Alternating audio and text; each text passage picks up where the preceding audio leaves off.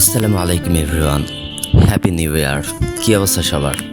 31st night মানেই হচ্ছে বন্ধু বান্ধবের সাথে আড্ডা দেওয়া, রাতে না ঘুমিয়ে এনজয় করা, আতশবাজি ফোটানো, ফানুস উড়ানো, যেগুলো হচ্ছে একেবারেই পরিবেশ এবং আমাদের স্বাস্থ্যের জন্য ঝুঁকিপূর্ণ।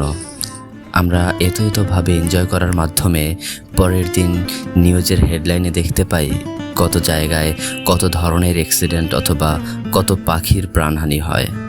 আমরা কি পারি না গতানুগতিক এনজয়গুলো রিপ্লেস করে কারো উপকার করে অথবা কোনো ভালো কাজের মাধ্যমে সময়টা উপভোগ করতে? যদি এই মেসেজটির মাধ্যমে কারো মনে এতটুকু সচেতনতা জাগ্রত হয়, তাহলেই মনে করব আমাদের এই ছোট্ট কার্যক্রমটি সফল হয়েছে।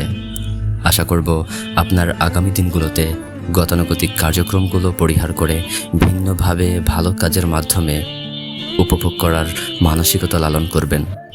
ধন্যবাদ সবাইকে।